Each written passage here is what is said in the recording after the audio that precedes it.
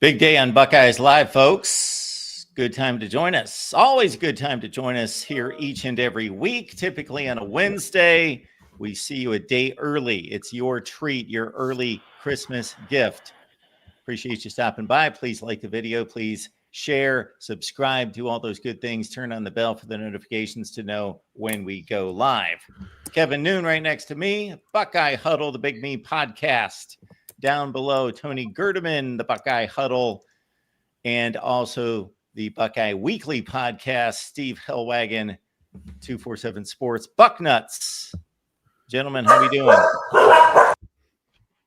Doing great. I guess I should have been more specific. Kevin, Tony, Steve, how are you guys doing? Yeah, I only have a cat right now, so okay. I'm not saying she won't start making noise during the show, but doing okay. Faintly, I'm sure. So we'll be able to barely hear her. All right. Steve, how are the dogs doing? A little unruly right now. Cute as ever? Yeah, cute as ever, but got 3 dogs and they're a little unruly right now. All right. I don't know why. Whenever they hear a door open, they go nuts. We'll be manning the mute button today. Yeah. All right. We got Chip Brown stopping by from Texas 247 Sports in about 15 minutes. In the meantime, Kevin, we've got a quarterback coming in by the way of, I didn't even check him out, Luke Fehee. Mission Viejo, California. Oh, an old rival high school of mine growing up. Why can't Irvine High ever produce anybody? Why is it always got to be Capistrano Valley? Why is it always got to be Mission Viejo? But Luke Fehee is, a talented quarterback. Maybe, maybe a little undersized at just 6 foot. We know that everybody likes their quarterback 6'3", but Julian Sayin isn't 6'3" either. So, I think you need to look at his entire body of work, but he's a national 4-star according to the 247 composite, which I think is a good measuring stick. It factors in what everybody is kind of saying about him, but he grew up as an Ohio State fan, which means that based on him being 17 years old, I mean, who was he watching as a kid? Justin Fields, but really talented kid. Good arm talent. I think that this is a good pickup, especially with Ohio State having Brady Edmonds a year behind him. You kind of had to find the pieces that were all going to fit the puzzle of everybody that would coexist. Quarterbacks understand they're going to have to beat out other quarterbacks to get the brass ring, but sometimes when you already have your quarterback a year ahead committed, it makes it a little bit more dicey getting the quarterback for the current class locked up and in class. But I expect Fehee to be somebody who honors a commitment, not farts around at the end, and that Ohio State's left looking. Yeah, I like what I see here. He's thrown for 43 touchdowns over the last 2 seasons. It says here that he threw 137 passes in 11 games this past year and did not throw an interception. So I think that is something that Ryan Day and Billy Fessler probably are looking at. They won a state championship the year before in 2023 when he was a sophomore, and he threw for 26 touchdowns in 16 games and also rushed for almost 500 yards as well. So he's a tough kid with a lacrosse background, and how the lacrosse guys have checked out sometimes at Ohio State in terms of football. So I like Luke Fahee's makeup, his background, and I think he's the perfect, Keenholz, let's just say, for this class. Not to pigeonhole him in as a career backup or anything like that, but I think that's the methodology here. You get a supposed great quarterback one year, you get a guy who can provide depth the next year, you get a supposed great quarterback the following year, and it's just the way that it falls in there. And who knows, if you hit it just right, maybe your Keenholz or your Fehee turns out to be a 2 or 3 year starter and you win some modicum of a championship with him. So either conference or national. But I think for Ohio State, this checks a box that they don't have to worry about a quarterback now in the 2026 class. They don't have to worry about quarterback depth for next season either. Every year I try to write and update my Ryan Day quarterback timeline, and I just updated it this week. And from the time that he arrived at Ohio State as the quarterback's coach and offensive coordinator, Ohio State has now signed, landed transfer or received a commitment from 21 different scholarship quarterbacks. Luke Fehee, the most recent. And out of all of that number, I think so far Ohio State, Ryan Day has had 5 starting quarterbacks that he's signed. So you've got Justin Fields, and then C.J. Stroud, and then Kyle McCord, and then Will Howard, and then this guy this next year will be Julian Sand. We assume will be number 5. So anytime you get a quarterback commit, the question is, well, when's he going to play? And in today's age, you're more likely to not play at the school that you sign with than you are to play at the school that you sign with if you're a quarterback, and still room to go before he actually signs. But certainly one that they wanted to get. They wanted a quarterback in 2026, and they were working hard to get that guy, and finally they seem to have gotten him. But it takes a lot to be the guy that commits, then the guy that signs, and the guy that actually plays. And so it requires a lot of patience and a lot of hard work. And at quarterback, Ohio State has been very lucky that Devin Brown stayed as long as he did. Lincoln Kienholz has stayed as long as he did and not win jobs. It's just pretty rare anymore. So I'll be interested to see what happens with Luke Fehee and really with any of these quarterbacks, because even Julian Sand's going to have, Tavian St. Clair pushing on him. And if Julian Sand's not outstanding at the outset, then Tavian St. Clair, people are going to be clamoring for him. So it's always interesting to me to watch the quarterback position and how you assume guys are going to be the guy and then never really comes to fruition. But certainly, as I said, as I start to ramble, a guy that they needed because they needed a 2026. They want one every year, and they may have to go get 2 in 2027 just to keep up with transfers and whatnot. Not nearly as easy to size up these quarterback rooms as it used to be, where you would have your starter and maybe he's a junior and maybe you don't think he's going to go to the draft. So you can say, well, he's going to be the starter next year. And then you got the hot shot coming in, and then you got the dependable backup, and you got it kind of all lined up for about 2 or 3 years. And then you can progress from there based on the recruiting classes. But there's something called the transfer portal. But if everything goes as scripted, saying is 25, 26. And if he's that outstanding, then he moves on to the NFL, and then St. Clair in from there, I guess. That's the idea.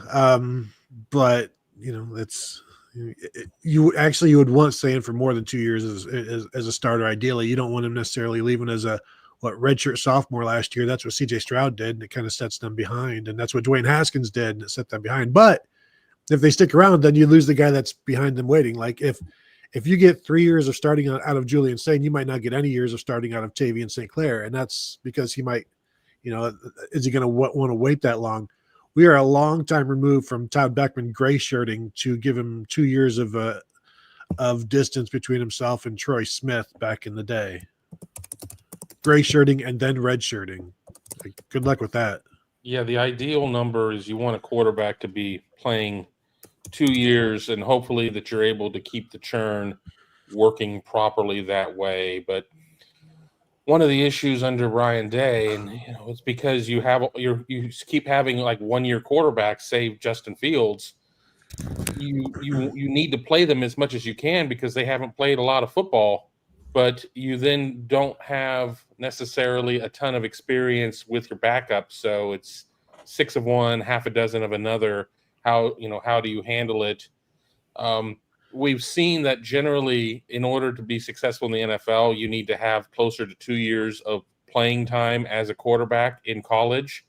So if Ohio State is going to be any sort of QBU, they need to figure out how to change those numbers a little bit. But, we saw Ohio State kind of struggle to get its numbers to where it needed to be, going to Houston Christian University to get its backup quarterback for this season, just to get a fourth body in the room.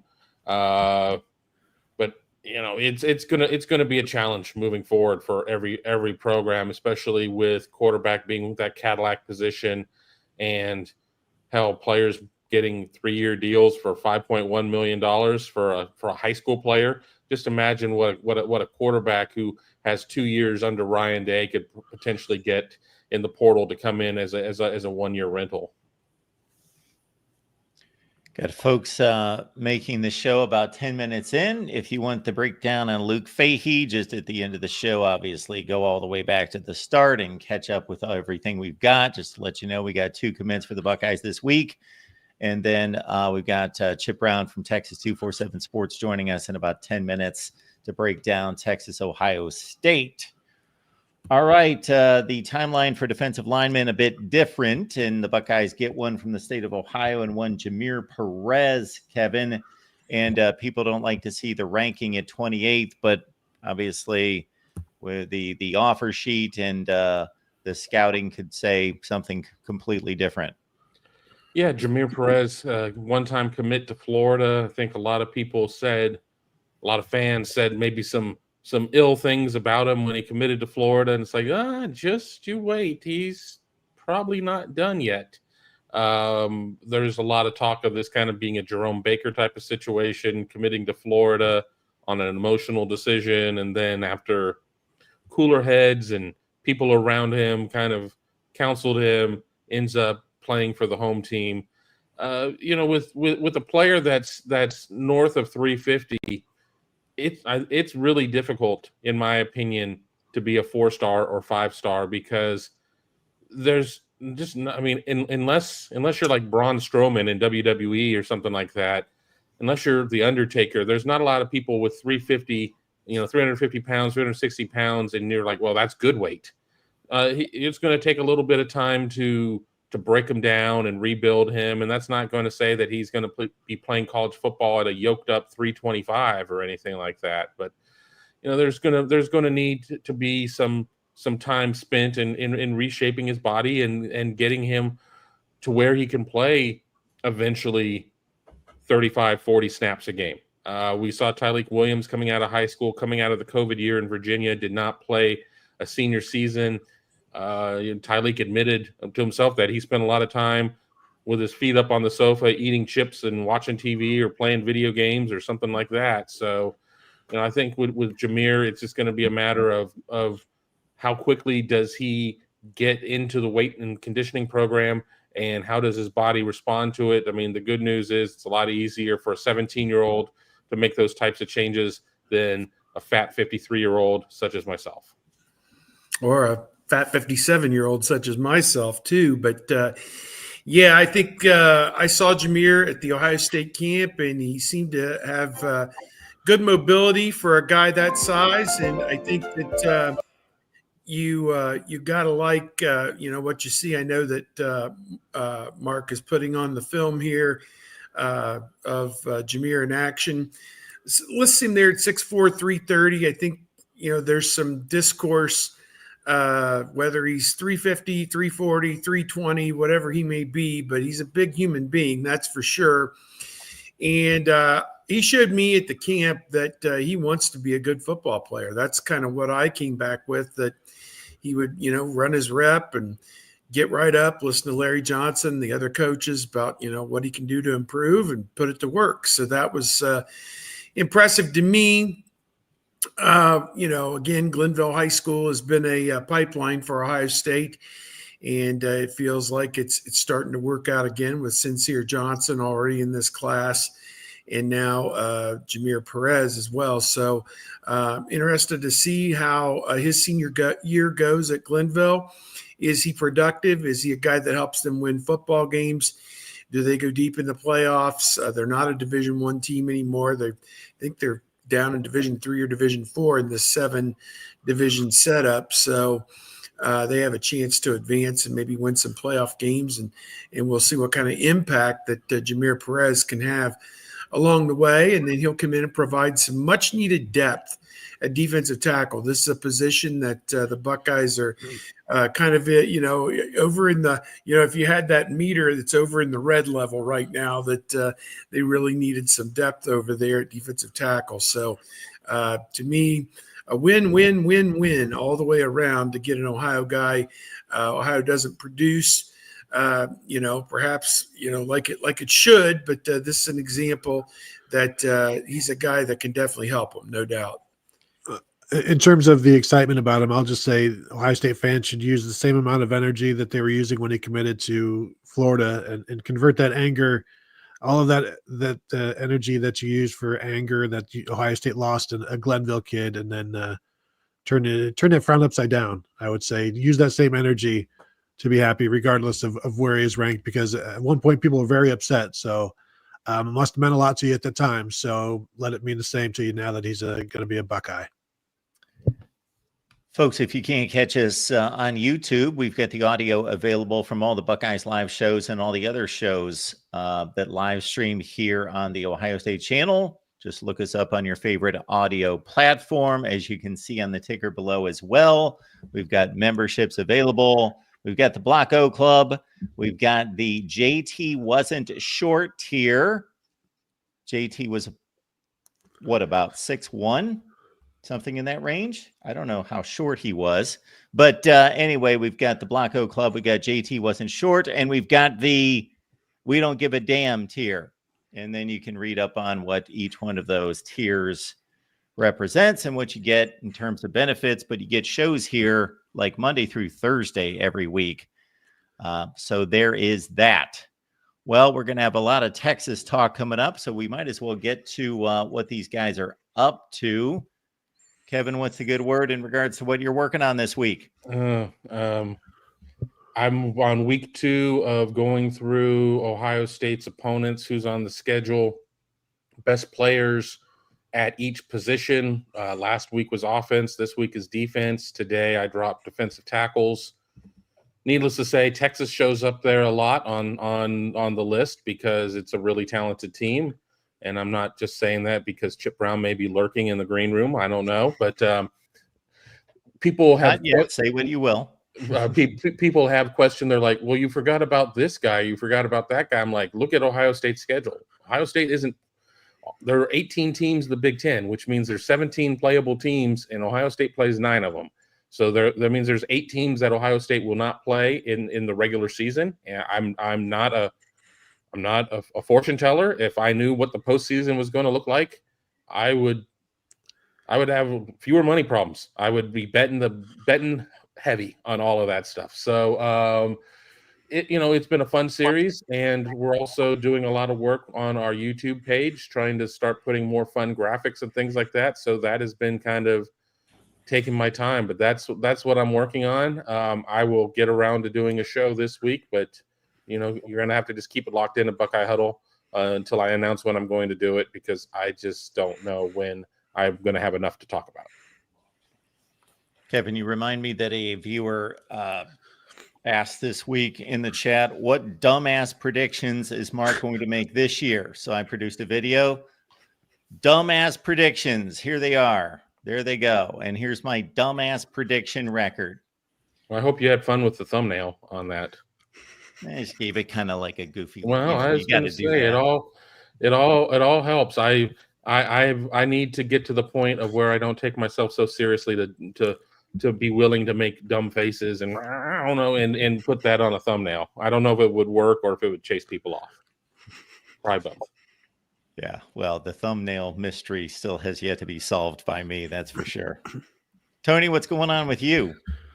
Just continuing my daily series, 50 for 50 of some Big Ten, Ohio State, and National College Football predictions and some things to look forward to and some top matchups for the Buckeyes individually. So you can find that at BuckeyeHuddle.com. And then just dropped an episode of the Buckeye Weekly Podcast where we go through the entire freshman class and talk about who we think's playing and who we think's redshirting this year. So you can find that. That was dropped last night, so it's available everywhere.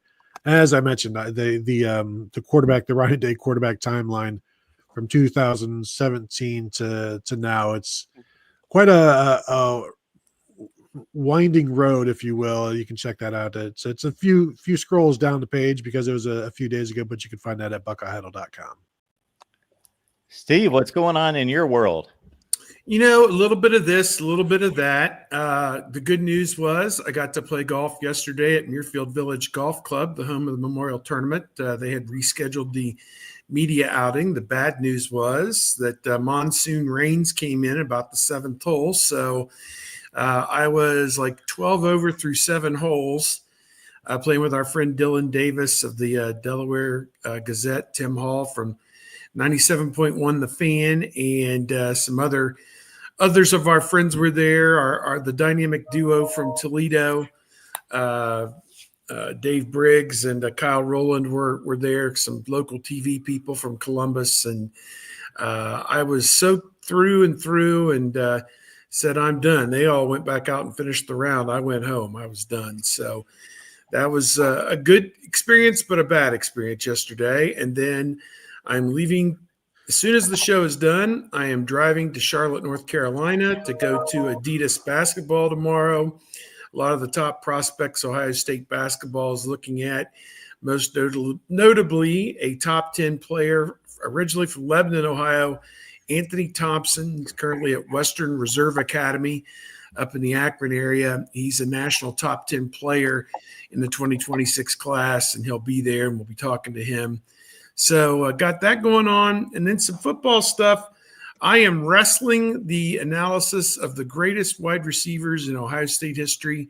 I am wrestling that to the ground. I've judged them in 15 categories, and that's going to be a lot of fun. I've got to tabulate that all up and get that written. Maybe during this trip to North Carolina, I'll have a extra couple of hours where I can get that all together. So that's one of my fun projects. Going to work on the consensus poll, taking all the magazines and polls and mashing them up into one big mega poll that's probably going to tell us that Texas is number one. So, I guess we'll just have to wait and see about that. But that's a lot of the stuff I'm working on right now. 15 categories. We're ranking like route running, one-handed catches. Yes, all that. And, wow. And a lot of statistical. I'm giving bonus points for, a guy that's all Big Ten first team, all American first team, and bonus points if you win the Fred Biletnikoff Award, which Terry Glenn did in 1995, with one of the great single seasons any Ohio State receiver will ever have. And Marvin Harrison Jr. did in 2023. So we'll see if Jeremiah Smith can go for a Biletnikoff double-double the next 2 years, 2024 and 2025, certainly being hyped up to that level, no doubt. Steve, you also need, I'm going to give you a 16th category, crappiness of quarterback. And yes. See, there are so many variables in here. Like some of the guys only played 3 years. Terry Glenn really only played a year and a half, and 94 was forgettable. He wasn't even a factor. And then he got his stuff together for one great contract year in 1995, parlayed it into being a first-round pick and a 15-year NFL veteran. It's very, very interesting stuff and a lot of apples and oranges comparisons because, like, Chris Olave played 4 years. How does that equate to David Boston and Marvin Harrison playing 3 years and so on and so forth? So, well, I know we got to change the subject, but Joey Galloway, if he had played modern day football, would have been crazy. I asked John Cooper about that last year. I'm like, Coop, what do you think Joey Galloway would have been like in today's game, on this football team? He's like, I don't know. I just want to know how they're going to be able to re-sign Jeremiah Smith this year. His concern was, we got to keep Jeremiah Smith. How are we going to afford this guy? Tony, you could have added to that question, how effective would Joey Galloway have been at Illinois that 1 year when you did not throw a pass the entire first half? Maybe he would have been pretty effective had you thrown it maybe once or twice down the field to him. He couldn't. Coop couldn't beat Illinois. We talk about Michigan. We talk about bowl games. Lou Tepper bested him more than once. The turtle. I mean, I don't understand how the hell that one happened.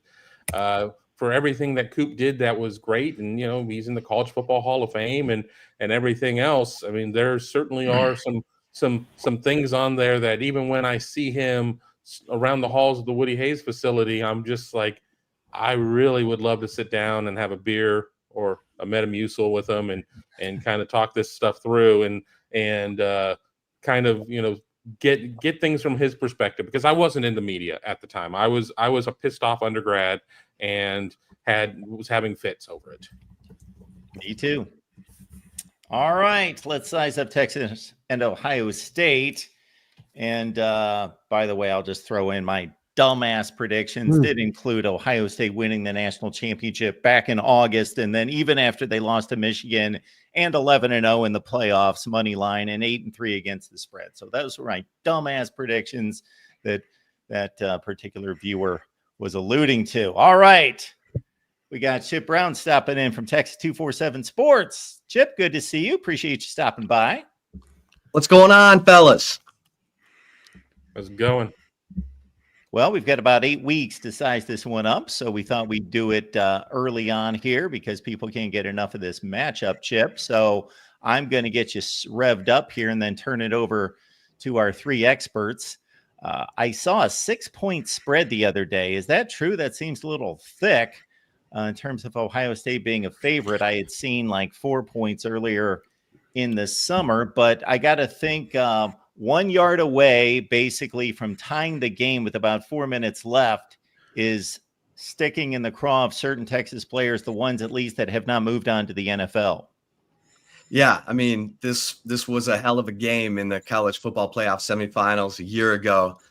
And, I have to think that the stars on the Texas team who are primarily on defense, actually, Anthony Hill Jr., Colin Simmons, Michael Taft, that these guys are just chomping at the opportunity to come up to Columbus and try to even the count, if you will, because first and goal from the 1, I mean, that's all you have to say. And Steve Sarkisian, I mean, that I wrote a story this week at Horns 24/7 talking about how goal to go has haunted Texas really the last 3 years. In 2022, they're playing TCU, had first and goal from the 2, first and goal from the 5, only came away with 3 points in a 17-10 loss, had first and goal from the 1 against OU in 2023, didn't get in, lost 34-30,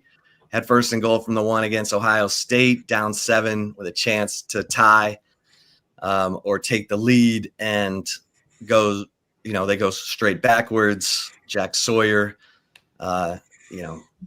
just puts an exclamation point on the nightmare. And so, Steve Sarkisian, he's got to develop an identity down there in those situations. And that's got to be a culture play for Texas, especially with, Arch Manning now.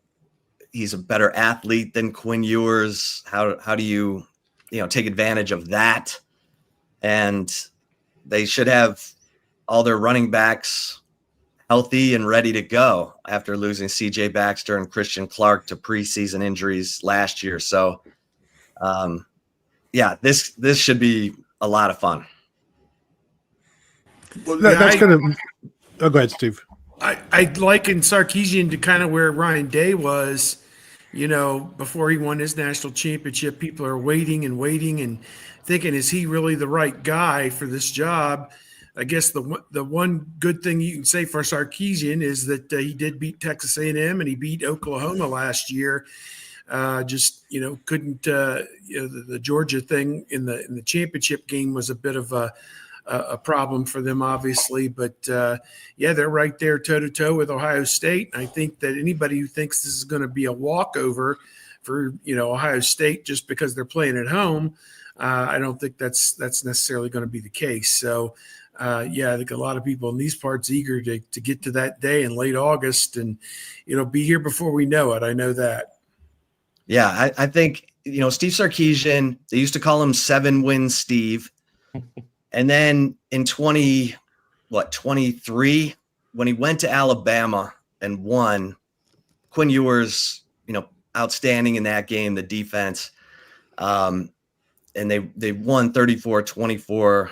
First time Saban had lost at home by double digits. And then, going to Michigan last year, I know people are like, oh, Michigan, they're no good. But that defense was legit from Michigan last year. And Quinn Ewers, chopped him up, great game plan. They stayed away from the big defensive tackles in the middle, worked the outside, used their speed on the outside, and got it done in Ann Arbor. And they've got the longest winning streak in true road games at 11.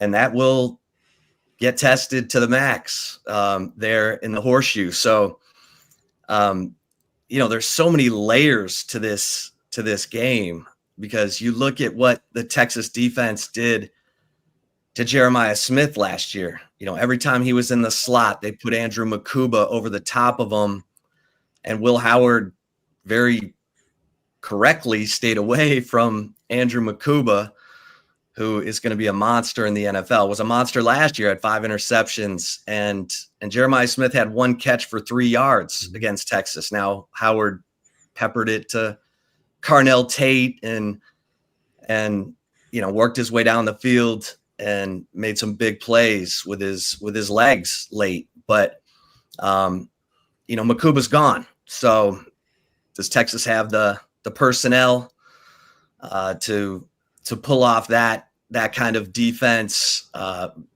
game plan again? We'll see. I will remind people, Texas has never lost in Columbus, so they are 1-0 all time in Ohio Stadium. So don't think it's going to be simple. I was 15. I was there the last time then. 15 feet away.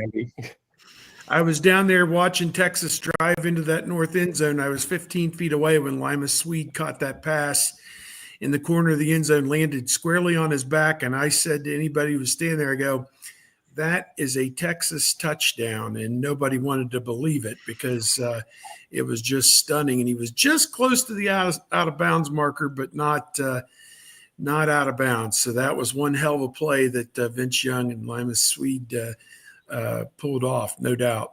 Well, Texas got some help from Jim Tressel in that game, because I remember saying the week before, I think Justin Zwick was like 23 of 25 in the opener.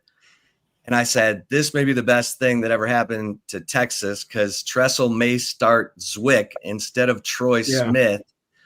And sure enough, he did. And then I think he went to Troy Smith, and then he went back to Zwick. And every time Smith was in the game, he was making plays, moving the ball, scoring, even if it was just a field goal. But yeah that was I think it was 10-0 before Troy Smith got in the game. That's right. Ohio State was down. And another one of the plays that I will remember, Ryan Hamby. Yeah, Ryan Hamby dropping the ball in the end zone, certainly. All the field goals, I think they were 5 of 6 on field goals. It may have been Josh Houston was kicking. And they missed the one that, would have helped them toward the end. Not that it mattered, but the play that I'll remember is Anthony Schlegel from Texas by way of what was he? Air Force. Air Force, yeah.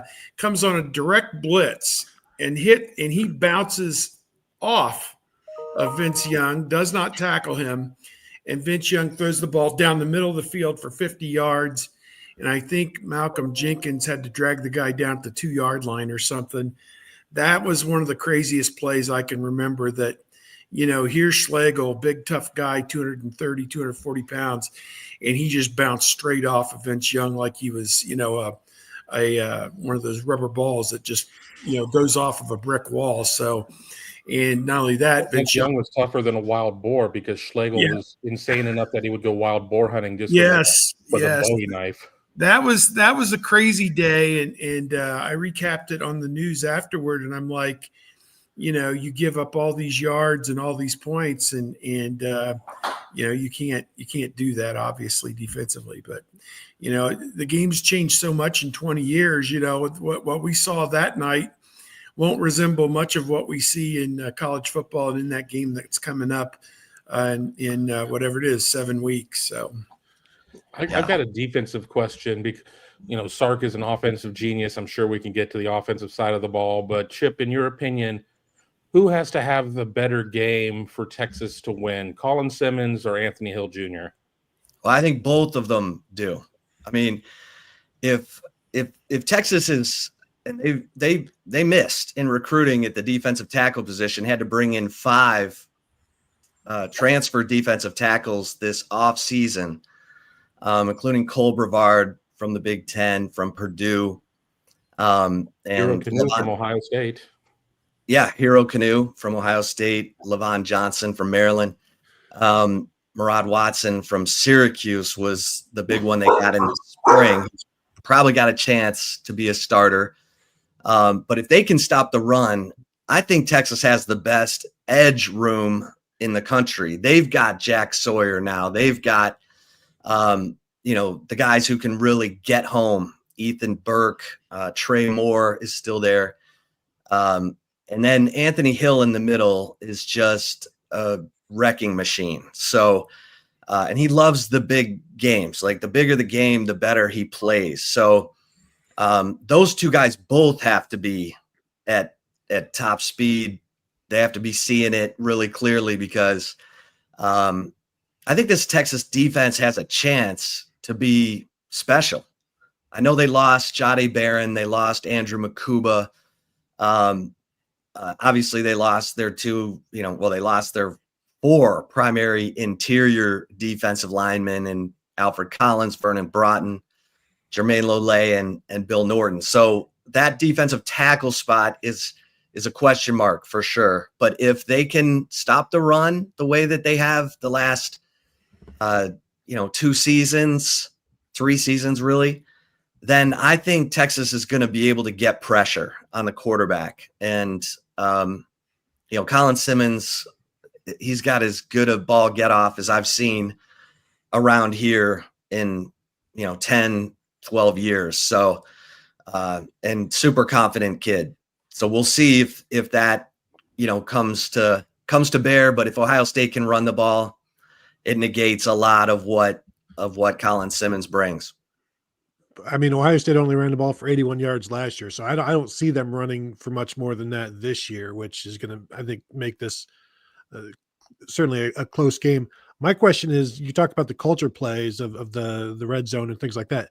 Don't you expect all of that to be better now with the healthy backfield and Arch? You kind of alluded to it being able to run, because I know in the past Ohio State would be like, when they had a passing only quarterback, they'd try to tinker with like a run threat quarterback for down in the red zone. But with a guy like Arch or Will Howard, you don't need that. You can just go ahead and run your offense, and he can keep things alive, and he can do some different things for you. So don't you expect those goal line situations to be better this year just from the personnel being who they are? And I don't know what the offensive line looks like. I think you guys in Texas lost like 4 of their starters, so that has to be rebuilt.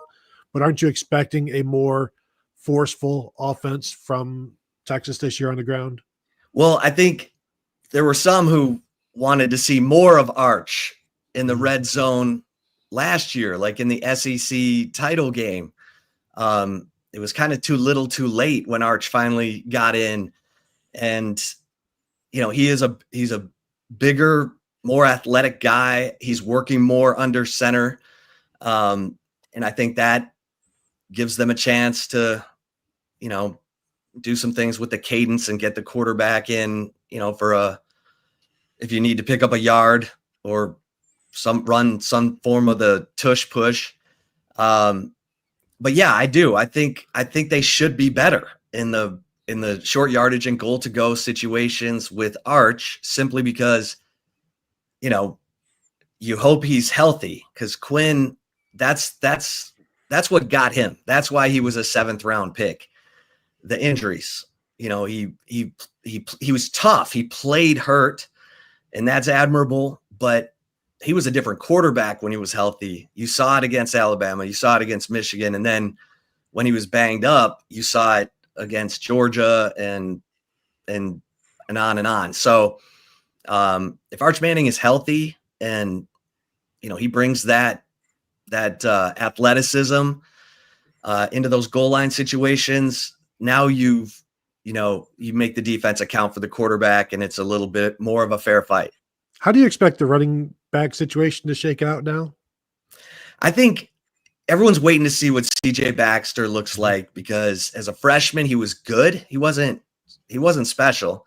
He ran in a gap scheme in high school, and he was still adjusting to the zone runs of Steve Sarkisian's offense, which are the bread and butter runs for Texas. And so how did he improve while watching last year? Because Quintravian Wisner is not, he's a grinder. He's not, he's not going to make you miss in a phone booth or, spin moves like Bijan Robinson. He's just going to grind out, 4 yards. And, but that was effective. He ran it 33 times against Texas A&M and I think ran right into the hearts of Texas fans. But if CJ Baxter is a lot better than what he was 2 years ago, that's the guy that everyone's waiting for. Big, strong, fast, can run through you, can run around you. And so we'll have to see. We'll have to see where he is from a confidence standpoint, because Christian Clark is the guy that Tashard Choice told me runs more like Bijan Robinson, jump steps, spin moves, elusive. And we've never seen Christian Clark in a game because he snapped his Achilles in fall camp last year. So there's a lot of intrigue as it pertains to the Texas running game. There's a guy, James Simon, who's the least heralded running back in the recruiting class, who I've been told is Jarek Gibson with better hands. And Jarek Gibson is their downhill guy. He's the guy they put in the short yardage situations, the pounder between the tackles. I don't know if they'll get to him or not, but he got a lot of reps in the spring and is kind of my dark horse guy to emerge in fall camp because Sarkisian values the running back's ability to catch the football so much. Quintravian Wisner had 44 catches last year. I think even Texas fans forget that. So I think there's talent there. They've got to figure out the roles. Looking at receiver, that seems to be the question that I have looking at the offense. Obviously, Ryan Wingo had a couple of touchdowns. DeAndre Moore had 7 touchdowns. Khalil Lockett is figured to be very much in the mix as a true freshman. I mean, with losing guys like Matthew Golden, I mean, what is the prognosis of the receiver room? I mean, Ohio State, and I've said this in pieces I've already written about looking at the game. It's probably best for both teams that they're getting each other week 1 and not week 8 when some of these positions have maybe filled in a little bit more. But, what is your overview of receiver, especially breaking in a semi-new quarterback in Arch? Yeah, I mean, it's a little bit of a mystery, but obviously DeAndre Moore is the leader of the room. He's the vocal leader. He's the guy who, is at practice first, holds guys accountable.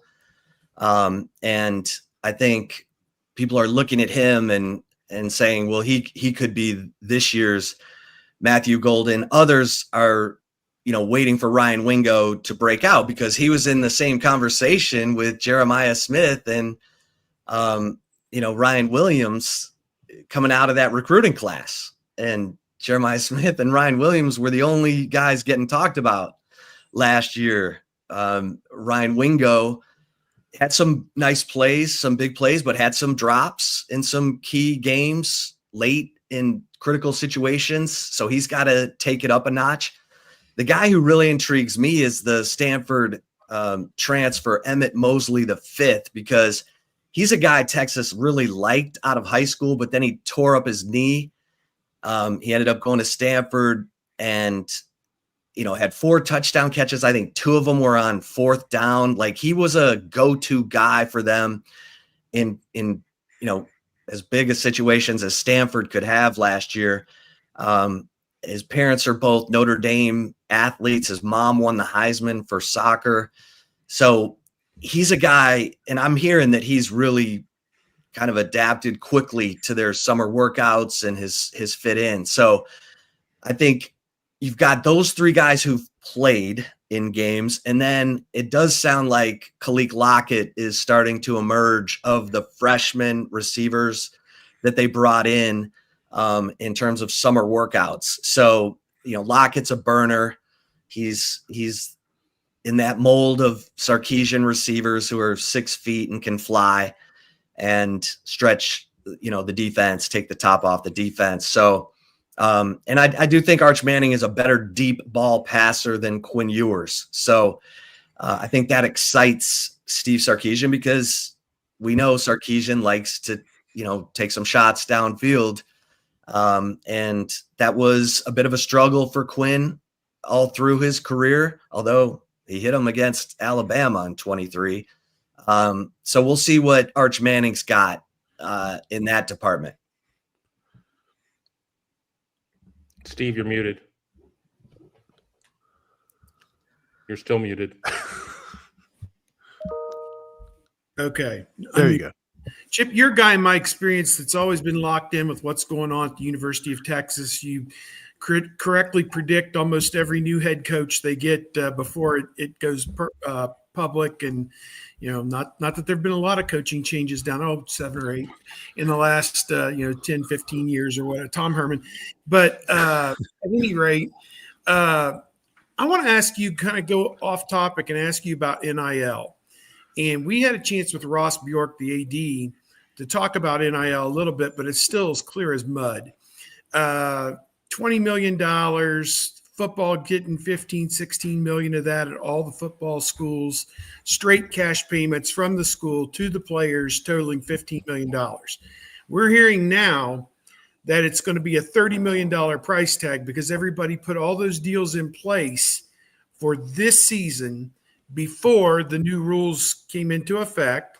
So you could basically spend as much as your collectives could raise up until that deadline, which for some of the top schools is going to be in that $30 million range.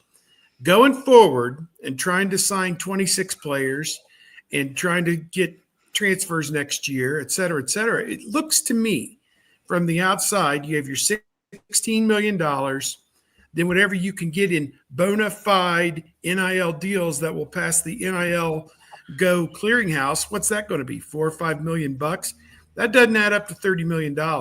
So are we going back in time to where to get above $20 million, there's going to be tons and tons of money that goes under the table again to these kids that's promised to them.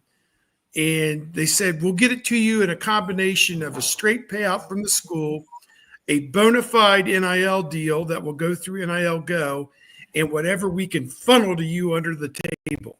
Is that how you think this is going to go? Because to me, 20 million doesn't equal 30 million. And some schools are going to abide by the 20 million.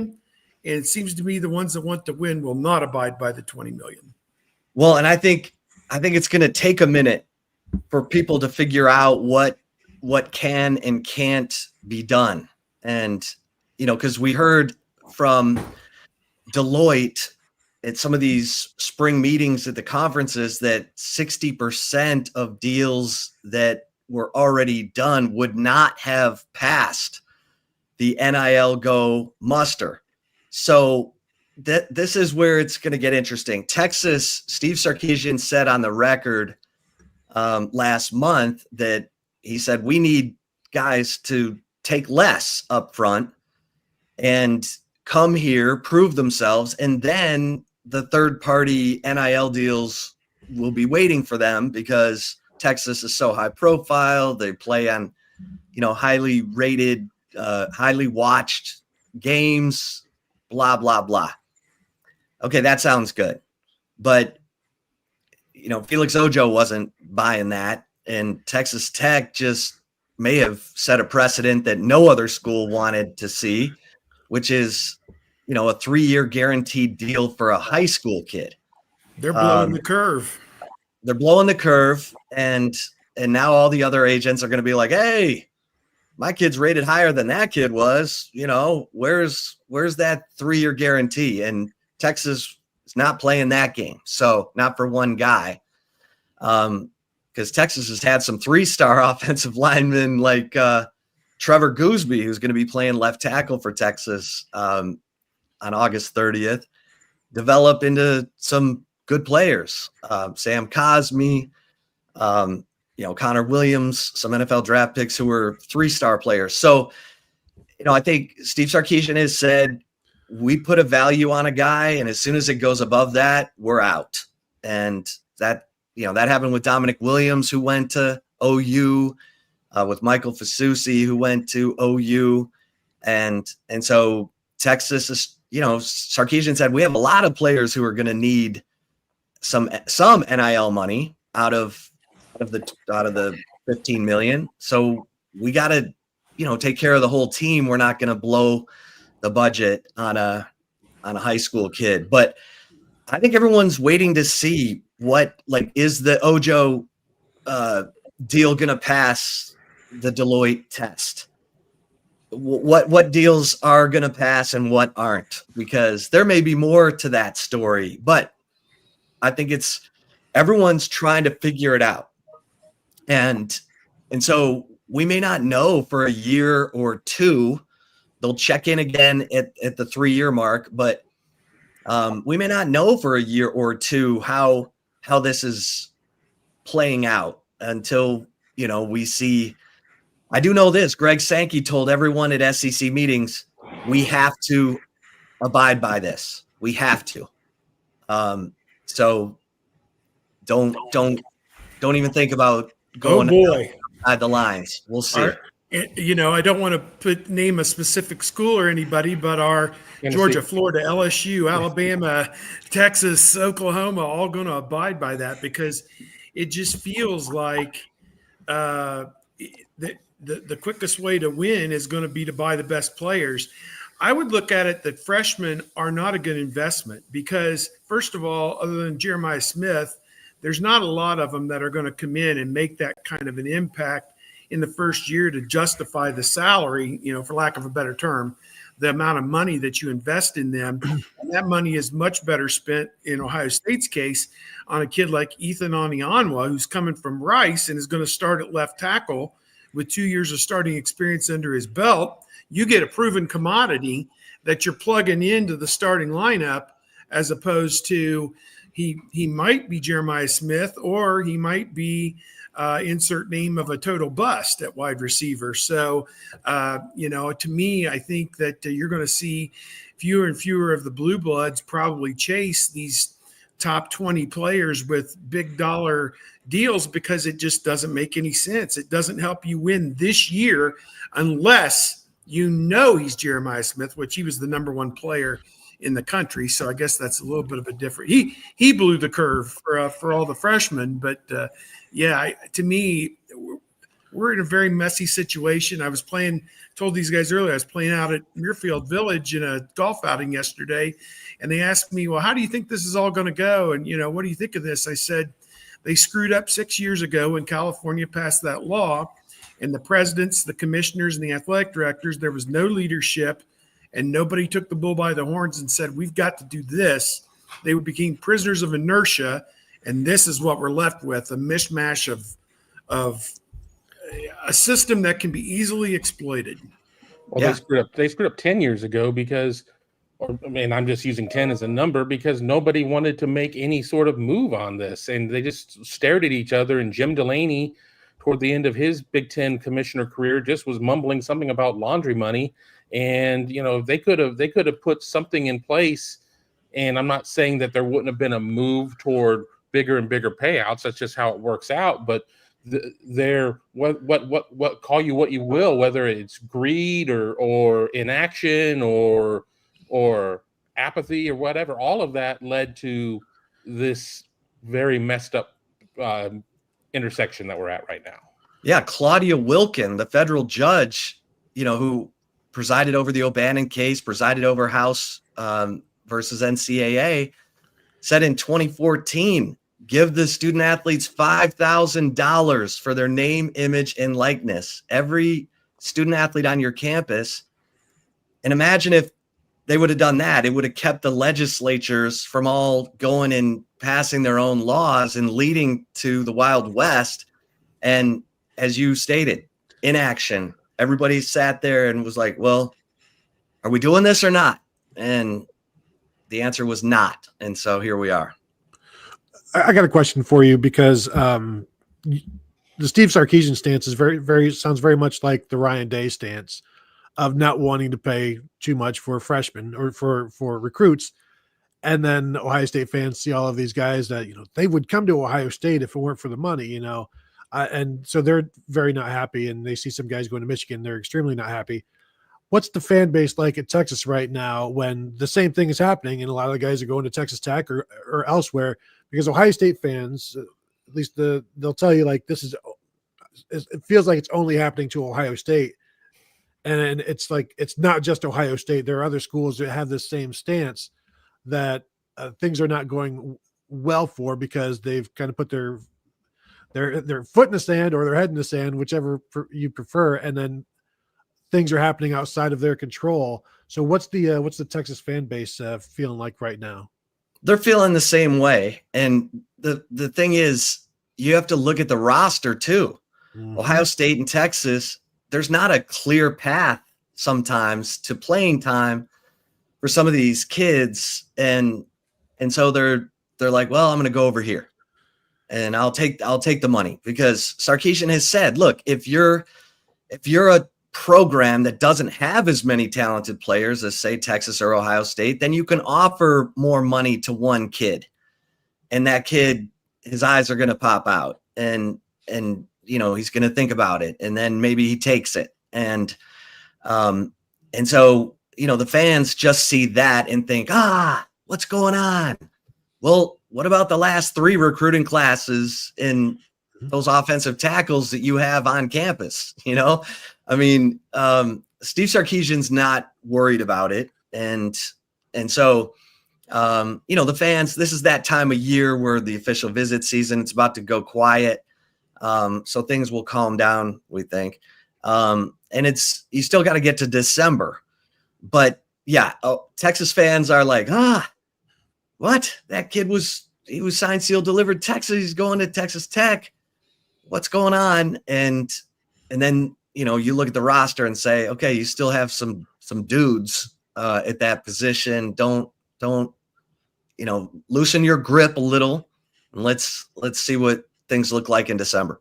Well, one of the examples I always use in terms of going and buying an offensive lineman, Paris Johnson, an Ohio kid, would be the kind of guy that you would go spend $5 million for. And yet he started 1 year at left tackle for Ohio State. He was a reserve as a freshman, was the starting right guard as a sophomore, and then started 1 year at left tackle for Ohio State before leaving for the NFL and going to be like the number 3 pick. Did you get your $5 million out of that guy if he was a recruit? The answer is absolutely no. So I'm very convinced that you do not buy offensive line recruits because even if they can't miss, doesn't mean they're going to play right where you need them right away and play well. So I'm not saying Texas dodged the bullet with the Felix Ojo thing, but it's just a crazy time now watching what's happening, and we'll see if you can buy some sort of a championship. A lot of coaches are convinced you can't because you need the culture to do that, and we'll see if the culture comes. Yeah, the one thing, even Felix Ojo's agent, Derek Shelby, said on SiriusXM radio this week that the price changed for Ojo. He was going to get more money if he could have gotten something done before July 1st. It's going to be less money now. And he said the numbers are coming down. Now, if the agents can explain that to their clients and everybody understands that there's going to be less to pass around, and that the guys who got in that window were the fortunate ones where the market went up like, a tech stock. And then it, when the rookie salary cap came into the NFL, Sam Bradford was the last one to get the monster signing bonus. That's just tough. So if that can be relayed from the agents to the clients, then maybe we do get some form of sustainability here and not the Wild West. It is amazing that you've got a college football agent going on. Yeah, like he's on a media tour, which is insane to me. So hopefully while he's talking to all the media, they can also talk to all the players. Sorry, Kevin. I was just going to say, I know that super baseball agent Scott Boras is really concerned about the luxury cap, and he's never told a client once to not try and maximize every possible dollar out there. So it'll be interesting to see what happens, because there are going to be players that are going to they're going to go to the highest offer. I mean, it just is what it is. I'm betting on myself. I'm going to get developed wherever I'm at, and via con Dios, and let's see what comes out of it. And it'll be an interesting case study. Via con dineros. That's it. Yeah, and if you're Ohio State or Texas and you've been to the college football playoff, Ohio State is the defending national champion, you can sell that. And the guys who want to win and get developed are going to listen. And so that part of it, we'll have to see how much that matters. I know we're running out of time. I just want to ask you one thing. For Texas to be the playoff the last 2 years, and after kind of going through the wilderness, for about 15 years there, just what's your thought, I guess, about the excitement surrounding Texas football? I mean, it has to be – a lot of that has to have come back the last couple of years, just because they've made it to the Final Four, the Holy Grail, whatever, the last couple of years. But just what's your thought, I guess? Are people having better thoughts, I guess, on the outside about what Texas football is all about? Well, I have one word for Texas, coming back from its losing its way as a college athletics superpower, and that is alignment. Texas did not have alignment at the end of the Mac Brown era. You had, big money boosters with ties to the regents trying to interview Nick Saban. They wanted Mac gone. That all went to hell. And then they hired Steve Patterson as athletic director to fire Mac Brown, and he didn't do it. And then they forced him to fire him, and it led to just chaos. Tom Herman, Charlie Strong, then Tom Herman. Chris Del Conte, the athletic director, deserves a ton of credit. He came in and got the whole athletic department, marching in the same direction.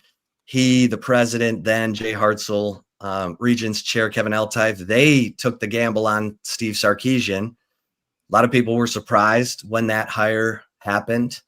But Sarkisian had a very detailed plan that he's still executing. And, they wanted him to match wits with Lincoln Riley because OU was winning the Big 12. And Sarkisian came in and said, I'm going to build this thing like an SEC team, big in the trenches, fast on the outside, because those are the guys winning the national championships. And that's what he's done. And his offensive pedigree has attracted quarterbacks and receivers and skill talent. And so he hasn't made many missteps other than the 1st and goal call, against Ohio State when the big stuff is on the line. So I think Texas fans feel great. I tell them, enjoy it while you've got it, because you've got alignment right now. You've got a great athletic director. You've got your facilities have been upgraded. You've got good coaching across the board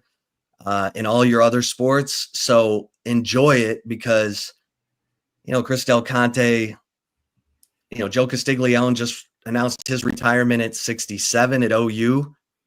I don't know how long Chris Del Conte is going to go, but right now things are good at Texas. And 10 years ago, I would have told you this is a terrible place to be. This is not a good job, because there was no alignment. So it's changed considerably. Hey, Chip, as we close things out, and we appreciate your time, getting back real quick to the matchup, I just had one final question. And you had mentioned in your NIL spiel about offensive line recruits and how 3 stars have come through. And obviously this program for about 10 years plus was a wasteland when it came to recruiting 5-stars along the offensive front, but not developing them. And the NFL draft was void of Texas offensive line talent.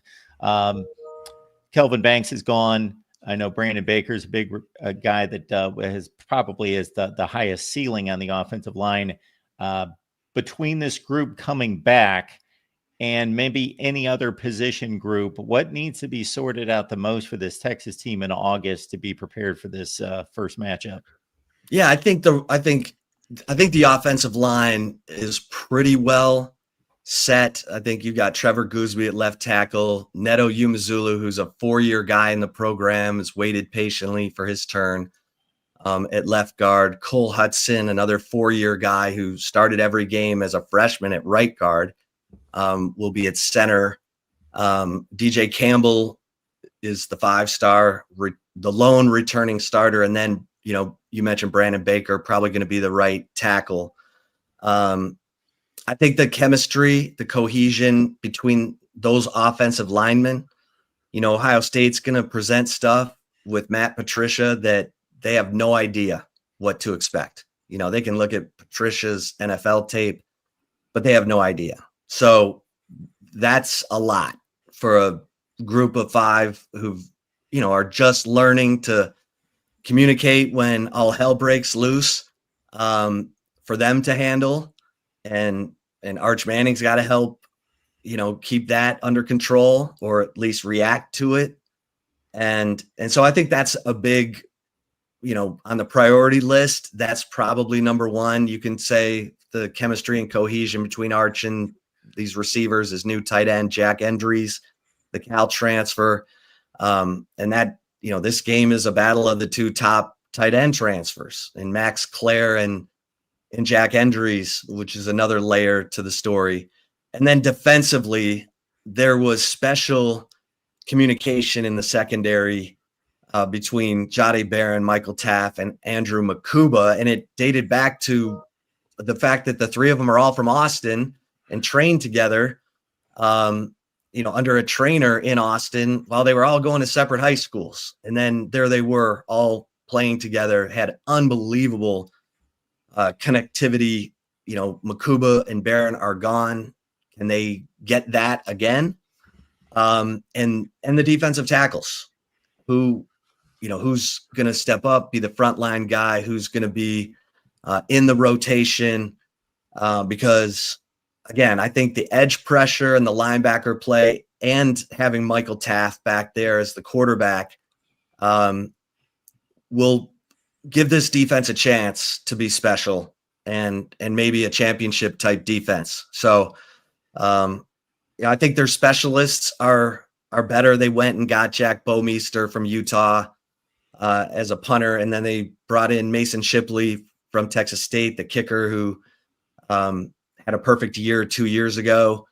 And so I think they feel good about their specialists and the return game. So, those are big question marks up front, the cohesion, the chemistry of the offensive line. And then if those interior defensive linemen can stop the run. Chip, we've got your X handle right there on the banner for most of the show, so people know where to follow you. Anything else that people need to know about what you're working on? Hey, horns247.com is the website. And then I do a daily show from 2 to 4 on the Texas Sports Unfiltered YouTube channel and app. So if anyone wants to, check in, we talk a lot of Longhorns. So a lot of college football, if anyone wants to jump in. Game week, we'll have to hook up. No doubt about it. Absolutely. Yep. I'm excited about it. I'm sure we'd all be happy to come on whatever you got too. So just keep us all in mind. Yes, absolutely. Will do. Thank you, Chip. Appreciate you stopping by. Have a great day. Hey, appreciate y'all. Yep. All right. That should do it for another Buckeyes Live right here at the Voice of College Football. Appreciate everyone stopping by. Typically Wednesday, this week, Tuesday. So go back and watch what you missed, and we will see you back here next week.